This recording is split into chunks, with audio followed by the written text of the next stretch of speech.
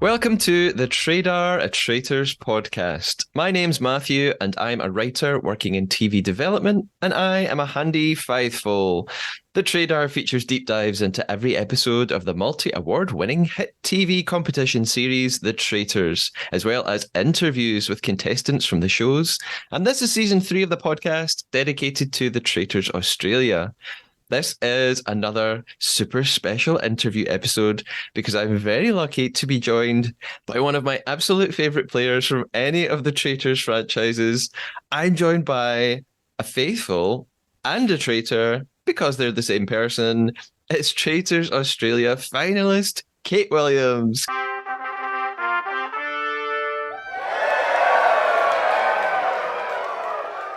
Kate, how are you going? Hello, I'm great. How are you? I'm great as well, thank you. How is winter in Sydney? It's extreme. I feel like I can't say that to anyone who lives in Europe. But for me, like an overnight low of 2 degrees is just not okay. It's not allowed, shouldn't be allowed. Too much. And you've just been on what looked like an incredible European adventure. Which countries did you make it to? Yes, I went to France and Italy. One of my best friends lives in France, so he has a driver's license. So we road tripped through France and then along the French Riviera and then up to the top of Italy to the Cinque Terre and then down the Italian coastline, and it was a delight. It was lots of card games and wine and cheese and giggles and just that for a month. It was great. Excellent. Your Instagram chronicles looked so lovely, so fantastic. So, Kate, before I ask my giant list of questions about the Traitors, I'm going to introduce you to our game, which is called the Trader Traitor. Our secret mission for the rest of the episode from here on in is to try to betray one another by telling an undetected lie. You can tell me something about the show, about yourself, anything else that is a complete fabrication, big or small. For example, you could tell me that Alex and you made a secret deal to let her win and then split the winnings after the show. However, your lie can't be a fake opinion, like saying that you think Alex will be transferring you that money any day now, and then later revealing you don't really think that at all. So we're looking for fake facts, not fake opinions. We know from the show that you're a big games fan, so I reckon you're probably up for the challenge. Would that be right? Yes, up for the challenge. Not sure how I'll go, but always ready for a challenge. Excellent. Our game starts right now then. So, Kate, I'll ask you what I ask everybody. Firstly, just how did you get involved with the Traitors? Right. So I was watching the grand final of Survivor, Australian Survivor, that was on because I'm a big Survivor fan. And there was a commercial saying, if you're interested in a game about intrigue and lying and whatever. And I was like, what? Okay, yeah, sounds like me. So I went to fill in the form, but I saw that it was like 80 questions or something. And this is at about 10:30 at night. So I filled in like 3 questions or something and then clicked save for later. And then the next morning I got a call from production saying, we saw that you started filling in your form. Do you still want to do it? And I was like, what? Yes, I guess. Sure. Yes. And they were like, great. Can you finish filling in the form? Because we want to interview you. And I was like, I don't know what I answered in those first 3 questions, but it was the second last day of auditions. So I think maybe there was a little niche that I fit into that they hadn't filled yet.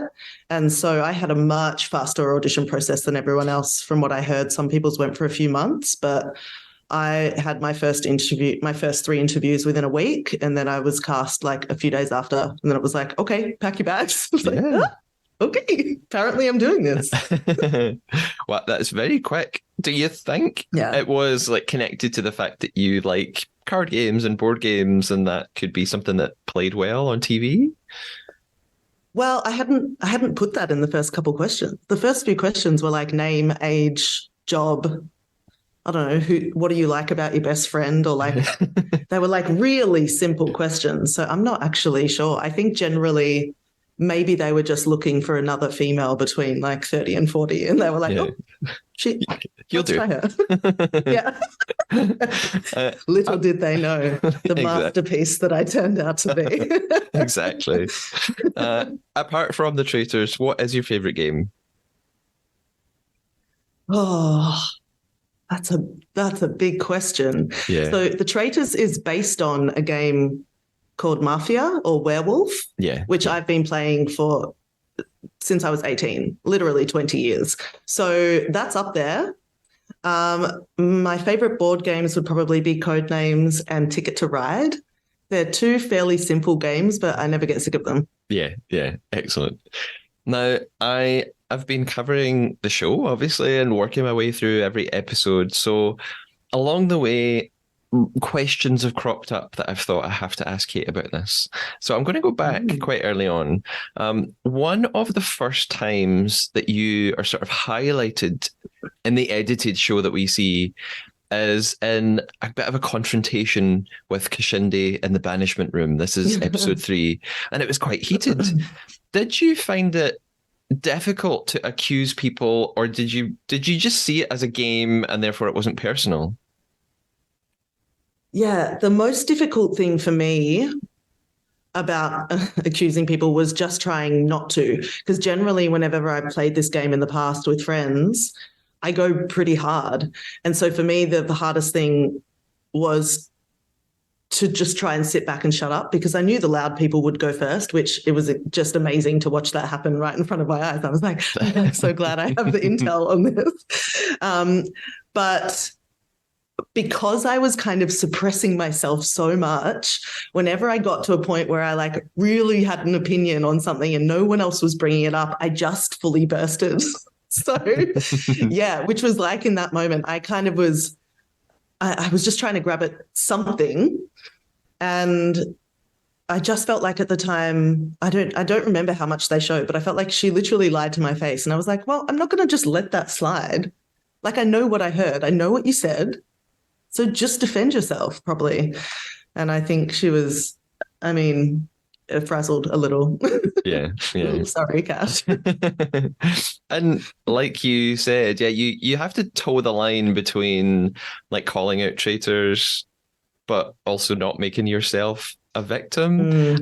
But I guess you did a really good job of that, because quite often throughout the show, it seemed like you were a possible target for the traitors. Quite often in Traitors Tower, your name would come up for murder. Well, I have 2 questions about that. Firstly, in retrospect, are you quite proud of that because they thought you were very smart? Yeah, it's hard because at the time, yeah. So as I said, I went in there being very much like, you need to be quiet for the first week. I know how I play. And I was like, do not play like Kate. Shut up for the first week. And it was fascinating because like I said, I would try to suppress it. But every time I went into the banishment room, or the torture room, I would try and suppress it as much as I could. But eventually I would say something and the whole room would go quiet because I hadn't spoken.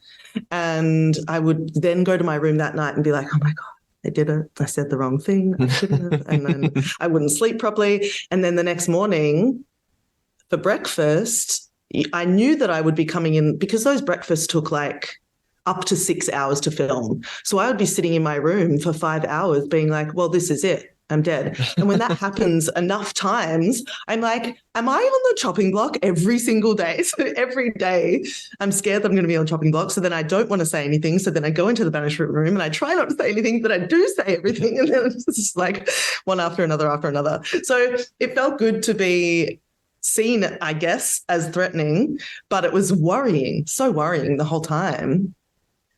I guess that it played on my side as it got further, which I eventually figured out because I was like towing the line between potentially being a traitor or not.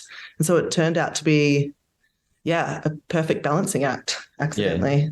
Yeah. And I get that leads to my next question which is, why do you think you weren't murdered? Because I guess someone who played a little bit like you was Mark. So Mark was really good at finding traitors, but then it obviously really worked against him. So why do you think you always escaped and were just kept there? Yeah. It's a good question. I definitely asked Marielle this later and I've forgotten what the answer was, but I think it just was dumb luck that I was a threat each day, but each day this is something that you've referred to for different reasons along the podcast, I've heard you, which is the recency bias. Yeah. Which definitely comes into play for who we're voting for to banish. But I think it also comes into play for who the traitors are murdering. Because, like, yes, I'm kind of a general threat the whole time, but if one person one day says something that sticks in their brain, then they'll just murder that person. And I think genuinely it was luck for a lot of it until it got to the point where I could have been a traitor. And then it got to the point where Teresa and I were going to potentially banish each other. And so it was always just some kind of lucky coincidence that I scraped through. Yeah. Yeah, I get, the recency bias idea makes sense, I guess. You mentioned a few minutes ago that Cash maybe was dishonest about something. But in retrospect, I'm assuming you watched the show. You must watch episodes back and then see people that you realize they were completely lying to me when they said that. Is that really bizarre watching it back from a different perspective? It is weird, but I never found myself feeling like, oh my God, I can't believe they were doing that behind my back. Because the only person really that I felt like got to that point would have been Alex right at the end, where I'm like, oh my, I completely underestimated that. And that's what she was doing behind my, I didn't know that. But even then, by that point, you're like, oh, I'm just like congratulating you on doing that. It's not like it was, I never found it like offensive or really even surprising, to be honest. Yeah. On the other hand, how is it to watch yourself back? Because there are times when you sort of very confidently accuse somebody of being a traitor. Now, do you look at that and think, oh God, I wish I hadn't done that? Oh, it's so embarrassing. I also had no idea how animated my face was watching myself in the banishment room. Like, close your mouth, Kate. Like, stop with the crazy eyes. But I feel like every time I went into that room and I accused somebody, I did it for a reason.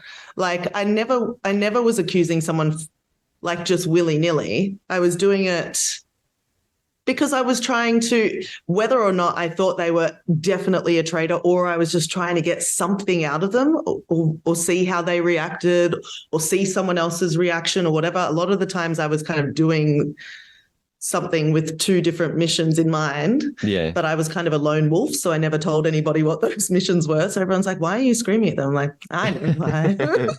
I was going to ask something very similar. I was going to ask, was it always, when you accused somebody of being a traitor, was it always because you really thought they were, or was there an element of tactic about it? Yeah, there was definitely moments where there was tactic about it, where I was just trying to figure out, well, someone here is lying, and so I need to get under some people's skin. There was a moment, I don't know if Dirk, I don't even remember if it was brought up or shown properly, but there was a moment where I was trying to figure out if Craig was a traitor, because it seemed like he was just, whoever I said was a traitor, he would just be like, oh yeah, it's them. And so the first time I accused Dirk was literally just to see if Craig shook the bait. Okay. Because I was actually testing Craig, which Dirk was very offended by. Yeah. But that's fine. Yeah. And then I just ended up accusing him anyway. So, hey. Yeah, we did see a little bit of that. We saw that you chose Dirk quite early on, and there was a suggestion that you were doing it as a test, but I don't think we knew that it was to test Craig. So that's a really interesting element. Next on the way, then, I wanted to ask about one of the challenges. In episode 8, you have this crossbow challenge. And now, you might have heard my theory on the podcast. My theory is that because you're a photographer and you have to look through lenses a lot and be very focused on things, that made you very good at this game. Do you think there's any truth in that? I don't think there's any truth in that, but the person you were talking to at that time had a different theory, and that was much closer to the truth, which is Oh, that during lockdown, my friend Andrew and I bought a bow and arrow set and we did archery in like the local park, which I think is illegal just quietly. I think it's like a weapon. But we were practicing archery in the park during lockdown just for fun, which I mean, archery is very different to what that challenge was. I also just kind of figured out how to use the site because there was a very specific thing, yeah. which obviously some other people didn't figure out. That was my best friend Lindsay, who was on the podcast with me. So I feel like I don't want to tell her that she's right. I might just keep that a secret. Something else that happened around that time was that Alex became a recruit. And on that first morning that Alex was a recruit, you and Dirk were the only two at breakfast, and Alex walks in. Did you have any notion that she was behaving differently? No, not at all. I remember going into that breakfast thinking that someone will have been recruited because in our like interviews with the producers the day before, I was asked something like, what would you do if you were recruited? And so when I came to breakfast that morning, I was like, someone's going to have been recruited for sure. Who is it? But at the same time, I really wasn't paying attention. You kind of just get swept up in the moment. Quite often I would go into a day being like, today I'm going to investigate this one particular. And then I get to the end of the day and I'd be like, oh, I forgot to even ask that person a question. You just kind of, forget. Yeah. But no, I definitely didn't suspect Alex at all. Mm-hmm. And throughout this series, this is something that applies to more than one episode. Before banishments, we would often see everyone divide into little groups, twos and threes, and have quiet discussions. And I think that became even more apparent as the numbers whittled down, that two or three people would go into a room and have a little talk. I just wonder how, and maybe you can't tell us this, but how natural was that? Or were you sort of encouraged, go off with Alex and have a secret conversation now? That was one of the most, I guess, natural parts of the entire thing. Okay. A lot of it is like, you go stand over here with this person, you go here, whatever. But those moments is like a full free for all. It's like, I think we had about half an hour, maybe 45 towards the beginning of the series when there was more people.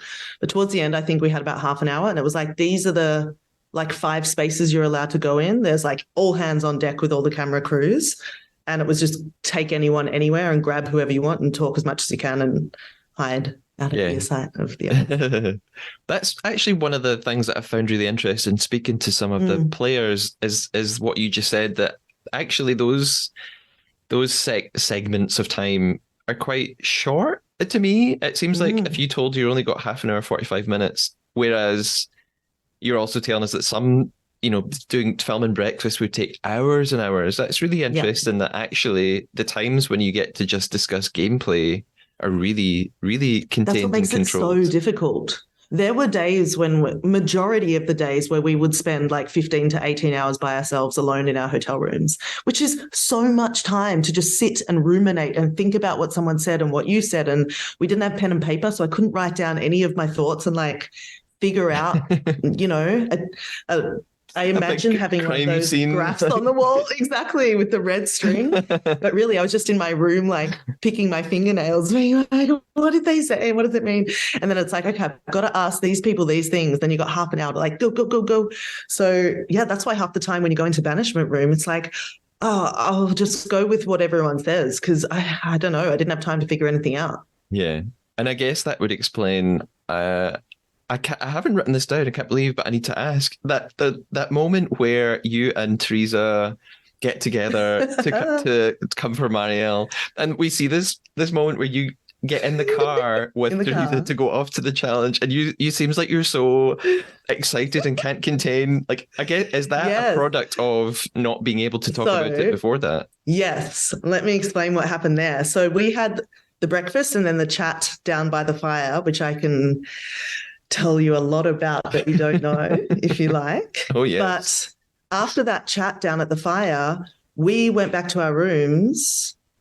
That was the whole day. So the car ride with Teresa was like 18 hours later, I was in my room the whole time, like figuring all of this out and being like, oh my God, oh my God. And I assumed that we would be in 2 cars of 4 because there was 8 people left. And we got downstairs that morning and the producer was like, okay, there's going to be 2 cars of 3 and a car of 2. And everyone was kind of like, oh, should we just, and I was like, I need to go with Teresa. And Teresa was like, okay, what? She's like, okay, mate, weird. And so then I was sitting in the car like, oh my God, I can't believe that I got you in a car by myself. Oh my God, I get to do this whole spiel. And I turned to the producer. I was like, how long is this drive? And he was like, 5 minutes. I was like, make it longer. He was like, okay. So we drove like a really long way to the things. I was like, I got some talking to do. And well, the thing is, maybe you can shed a bit of light. You might have heard my interview with Marielle. So Marielle claims that Fee did say that she thought Teresa was a traitor. What's going on? Yes, Mario. We've caught up a couple of times since Traitors, and she told me the same thing. What you didn't see in the show is that it wasn't actually the context of the story that had me figure out that it was Marielle. What it was is that about 10 minutes before that, Alex was sitting at the fire and she told me the exact same story, word for word. And then she left and then Marielle came down and then she told me the story. And I was like, how do these people know the same story? And if this is what Fee said last minute before she went up to bed, then there's been no time between then and now that you two could have had this conversation with each other unless you met in Traitor Tower. So at that point, I knew Marielle and Alex were both traitors. And in that car ride with Teresa, we were like, well, which one should we go for? And we went for Marielle. Okay. So there's a whole section of like plot there that you missed out on. Oh, wow. Okay. I know. Okay. My mind's blown. Yeah. And well, I mean, speaking of Alex was recruited and then Alex recruited you towards the end. So I wanted to ask you a few questions about that. When we see you receive the note in the hotel room, and the first thing you say is words to the effect of, "This is not what I wanted." And I wondered, why not? Why did you not want that? I think I was just not expecting it. I assumed I was on death row and I had got Nigel out and was like on a high. I've had a couple drinks and I was like, great. I was listening to Lizzo, like, send me home tomorrow, give me my death letter. Great, ready to go. And then I got that. And I was really, I can't explain to you how emotionally and physically drained and exhausted I was by this point. So once I had like decided it was my time to leave, I was really actually quite relieved. And so then when I got this letter saying basically to stay, I was like, what? I have just used up my last ounces of energy in this banishment. I'm just like, oh, okay. I mean, obviously give me 30 seconds to like process it. And then I was like, oh, this is great for me. I was like, okay, fun. Let's keep playing. Yeah. Following that then, and I'm going to ask you a question that I think I now know the answer to. I was going to ask you about the moment where you go into Traitors Tower and Alex pulls her mask off. I watched that and thought, Kate doesn't look that surprised. But is that because of what you just told me a few minutes ago? Yeah, I'd known for like 4 days that she was the traitor. Okay. But I got Nigel first because Alex was still working with me at that point. I don't think even though I'd told her basically that I knew she was, I was kind of like, well, it's either Teresa and Craig or it's you and Nigel. So it's you and Nigel. And she was like, oh yeah, it could be Nigel. And then she played along. So I was like, okay, well, if I've got you to work with me to vote for Nigel, then I'll just go for Nigel tonight. It didn't really worry me who I went for. I was never going to get Nigel on my team to vote for Alex, obviously. This is fascinating. I just recorded, so I'm recording kind of all out of order. So just last night, or the night before, I should say, I was recording the sort of episode 10 recap, and the Joe, who I was co-hosting with, we had like a 5-minute discussion about your reaction to Alex, and we were both going, Kate didn't look that surprised. Why wasn't Kate surprised? Why was she just smiling? What's going on? So now we have the answer. Okay, that's amazing. Yeah, there you go. I wondered as well about your recruitment. Are you glad that it helped you stay in a little bit longer? Or do you think it kind of scuppered your chances of winning because Alex Mm, was possibly only going to turn on you anyway? right? It's weird. It's something that I've thought about obviously quite a lot because the other option was I was on death row and she would have murdered me. So I was kind of I was not wondering, oh, okay, well, if I turn down this invitation, will she let me make it through the night? Because she wouldn't have. She would Yeah. have murdered me. So I was like, okay, well, it's really just a chance to stay in the game. And on one hand, everyone should completely trust me right now because I just got two traitors. But on the other hand, then why did I survive the night? It makes absolutely no sense, which is obviously why she recruited me because she was like, well, great, everyone will just vote her out in the morning. Yeah.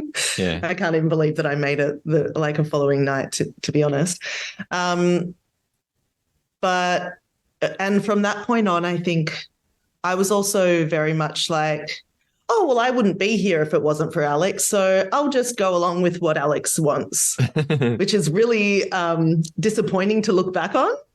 But it's genuinely how I was feeling at the time. I was so exhausted and thankful to still be playing that she was like, should we do this? And I'd be like, okay, yeah, sure.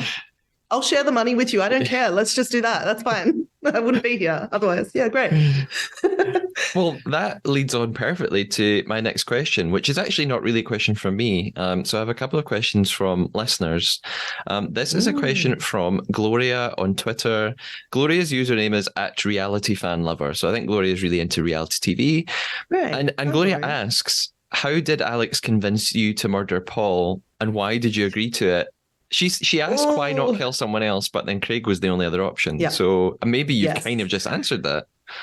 If you were going to ask me what my biggest regret in the game was, it would be not murdering Craig that night because it made no sense for us to both make it down the next morning because Paul was not a threat and Craig and I were kind of working together and whatever.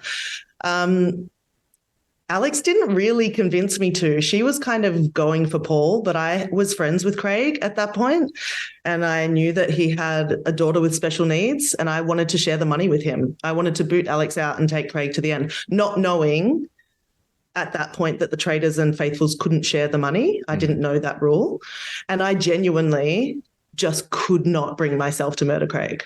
Yeah. Maybe if I had been a traitor for longer and it was like in my mindset, then I would have been able to. But I'd been a traitor for 15 minutes and I was like, no, I've just been working with this man for a month and he's lovely. And I know that it's not in my best interest. I'm well aware of that.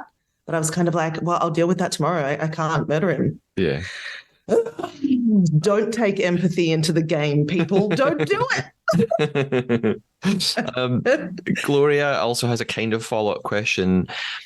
She asks, this is very hypothetical. She says, do you think the outcome would have been different in that scenario? I think what Gloria means is if you had murdered Craig, might the game have finished differently for you? Yes, 100%.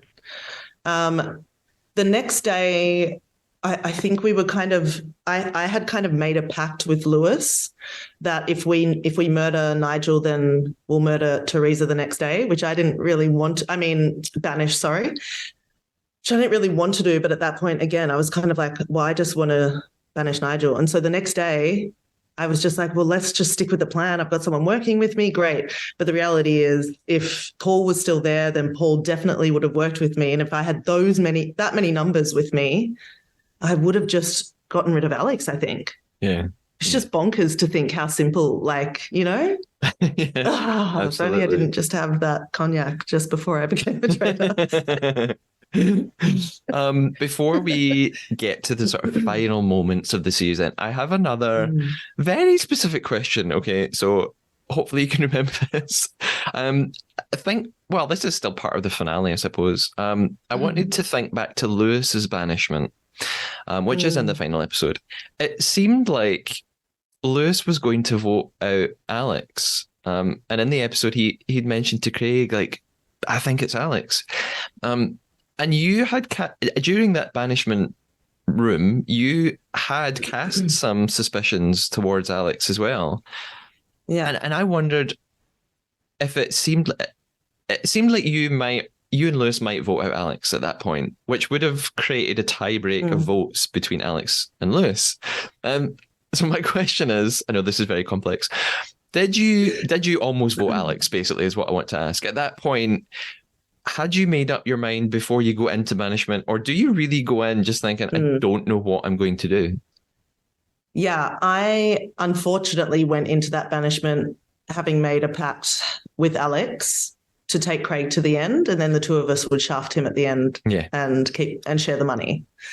And Lewis, I'm pretty sure, ended up voting for Craig. He didn't vote for Alex because I sat there and was like, I have stuff on Alex. I've said it to you guys before, and I would turn to Alex, and every time I would try to kind of go her in the banishment room, she was very good at just being like, yeah, I don't know. I can't explain that. I don't know why that happened. And I'd be like, oh, why don't you just take the bait and argue? God, it drove me nuts.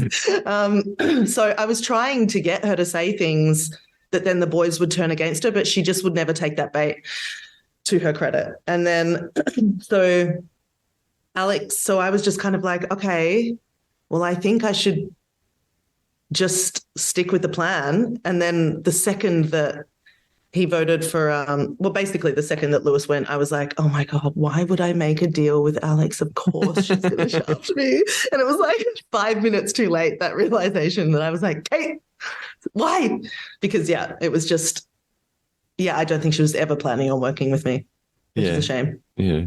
This is something that I asked Lewis about, and listeners will have heard Lewis's interview at this point. Lewis says that one of his biggest regrets is voting Craig at that last minute. He's like, I should have just gone with Alex. Yeah. So can we talk about Alex in the finale then? Again, now like looking back, watching Alex's gameplay, is her acting and her performance totally masterful or terrifying? Oh, it's neither of those to me. It's just like irritating. Yeah, it's hard because I've been in two minds for a year now about Alex's performance because, as I said in my exit interview, science would say Alex is a better player because she won the game. So, like, full stop. But as a game player, I saw her literally not do anything for the first 2 weeks. And I mean, like, nothing. And again, on one hand, it's like, well, yes, that's a way of doing it. It's the way a lot of people win Survivor as well, by just kind of laying low in the background.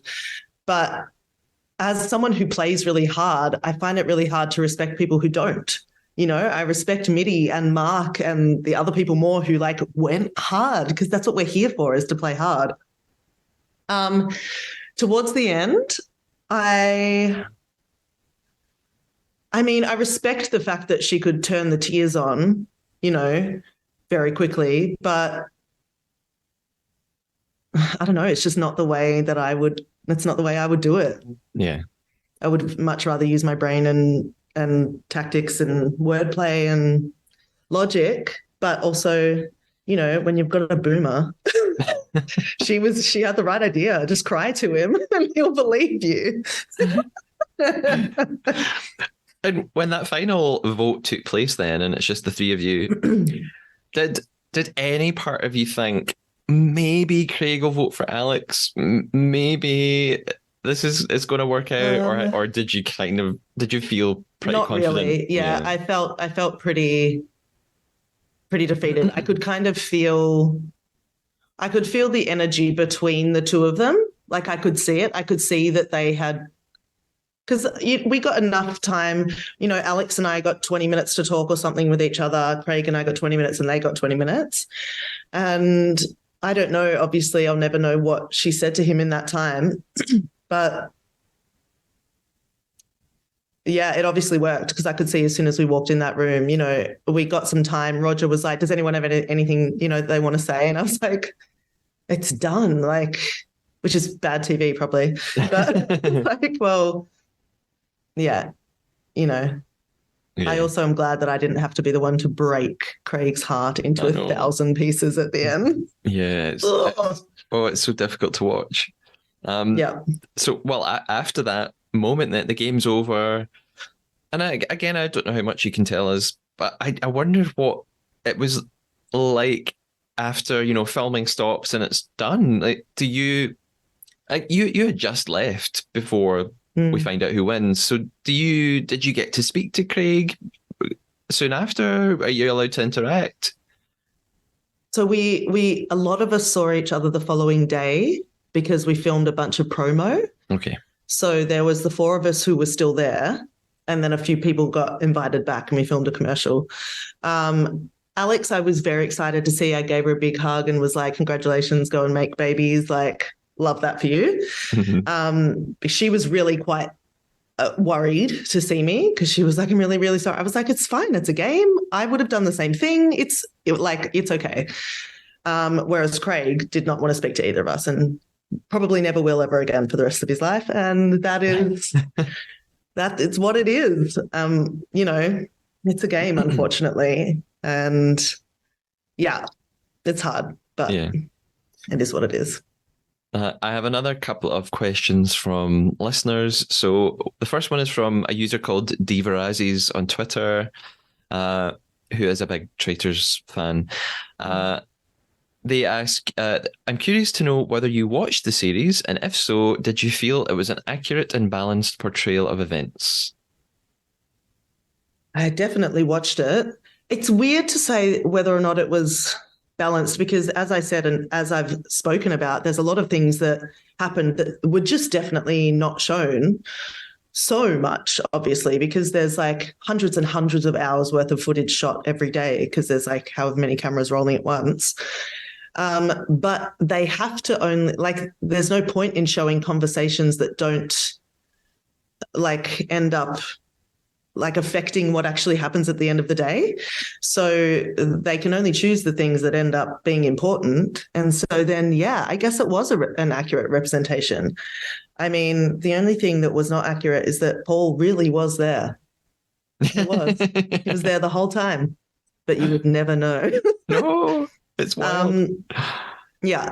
But yeah, I think it was a fairly accurate representation because there's a lot of, I remember someone early on, I have a feeling it was Fee on one of the first couple of days saying like, I hope I don't get the bitch edit. And one of the producers overheard and was like, just so everybody knows, no one gets a bitch edit. If you're an idiot, you'll look like an idiot. And like, you saw that happen. Yes. This isn't a question, it's just a nice comment from someone online. Benjamin McGill. So hi, Benjamin, whoever you are. It says, hi, Ben. He says, loves you on the show, Kate.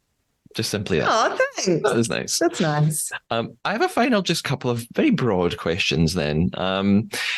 If you were to play the Traitors again, Kate, what one key thing would you do differently, if anything? Firstly, we've all got our fingers crossed for an international All-Stars season. Yes. So just throw that out there into the universe. It's hard to say because it would be completely different because we would know each other or people would know me. Yeah.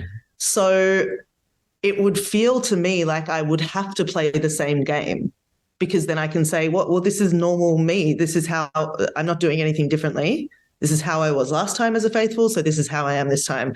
It feels like doing anything different. People would be like, why is she so different? Yeah, she must be a traitor. So I don't really think I would do anything differently other than maybe take sleeping pills with me so that I could get some sleep and think clearly in the last 72 hours. Yeah, that makes sense. And what's your overall attitude looking back on the whole experience now? Is it a positive or a negative one? I'm guessing it's a positive one. Yeah, it is positive. For me, like I got to play one of my favorite games on the biggest scale possible. So that's just kind of wild. Yeah. So I'm really glad I did it. There's definitely a kind of personal resilience that I didn't know I had that I kind of learned about myself. I've got really chronic anxiety and it was really bad during the show, which is why, as I said, I hardly slept at all, especially knowing that I was going to like on the chopping board every day. So I was pretty frazzled and a bit of a mess and people noticed that. That's also a reason they thought I was a traitor because everyone was like, well, why are you so anxious? And I was like, I can't help it. But being like so highly strung for an entire month and still getting through and, appearing relatively normal and getting to the very end is like something that I'm really proud of because, I kind of feel like I have an inner strength that I didn't know I had. And so I got that from the show, which is Better than 250,000. Priceless. Priceless. My final question for now then is a really important question. Where do you keep your Sue Sylvester red tracksuit? It's up the very top of my wardrobe, just waiting to come out. Waiting for that All Stars Yeah, edition of the I show. wore it in some of the viewings with friends. Everyone just wore red clothes, and I put my tracksuit back on. It's quite ridiculous, but Well, why not? fun. I would too. Yeah, exactly. Uh, we have been playing a betrayal game, and we're almost at the end of that. Before I we, completely forgot. I well, told you I'd suck at it. we're not there. Don't worry, we're not quite there yet. We've got a little bit of Okay. time. Kate, where can we find you online? Is there anything that you think we should check out? What's going on with Kate beyond the Traitors? Uh, my Instagram is Kate's Your Mate, because I am. And I don't have like heaps happening at the moment. Like I'm just taking a lot of photographs. My Instagram feed is mainly just my work, and then my story is me being an idiot. But I also tend to kind of chase the wins. So who knows what might pop up in the next, month, and then you'll see it on there. Okay. So stay tuned and drop me a line. I love talking to fans. Like genuinely, ask me anything. I will never get sick of talking about this show. Excellent. Now we're at the point where we finish our game. We see if we can detect what we've been lied to about. I don't know if this is your lie. I don't know if you're lying to me that you forgot and that you haven't lied. So I'm just going to, first of all, I did lie to you. So apologies. You would. I'm going to just have to guess then that you're, no, wait, but then that would be that you've told two lies. Right. You either totally did forget about it and that was honest, or you're lying that you forgot, but then that would mean you didn't forget and that you did tell me a lie, so you would have had to tell two lies. Okay, I'm getting myself really confused. Welcome. I'm gonna guess something that you said. This is probably totally true. My guess is that you didn't play archery during lockdown with your friend called Andrew. Is that a lie? I did play archery in lockdown with my friend called Andrew. We weren't great at it, but it was fun.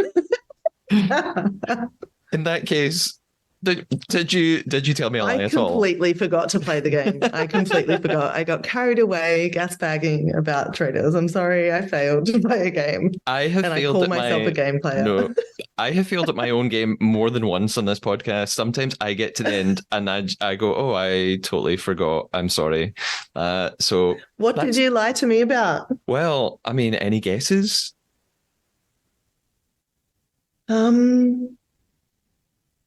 That someone sent me a message just to say they really liked me on the show. No, that was real. They did. Oh, yeah, that's nice.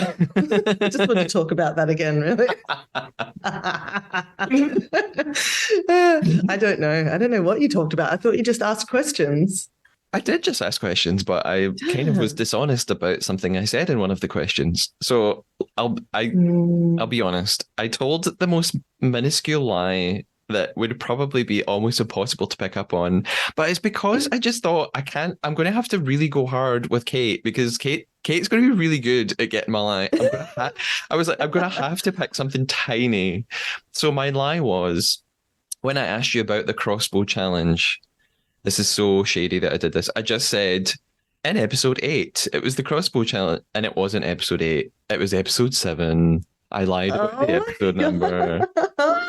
That was probably impossible to pick up on, so I am sorry. I'm sorry I played such a horrible lie. Hey, that's okay. We can still be friends.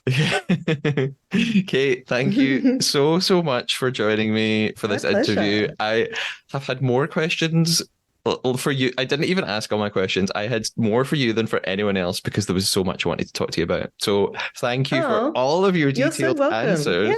Amazing. I hope you've had a nice time. I have. It's been great. Thanks for having me. No, thank you so much. I'll talk to you again soon, I'm sure. Take care. Bye-bye. Bye. Hello, faithful Trader listeners. That was definitely one of my favourite of all these contestant interviews. Kate made it such a great conversation because she clearly still loves the show and talking about it in detail, so I had a fantastic time chatting with her and then listening to it all over again. So that's 2 of the final 4 Traitors Australia contestants you've heard from, and I also spoke to the remaining 2, the runner-up and the winner, Craig and Alex. Those interviews are on their way very soon. If you want even more information on the podcast and the Traitors, you can keep up to date with me on Instagram at the Trader Podcast, or Twitter, or X I should say, at the Trader Pod. Or you can email me at thetradarpodcast@gmail.com. Until the next pair of super duper interview specials, stay faithful.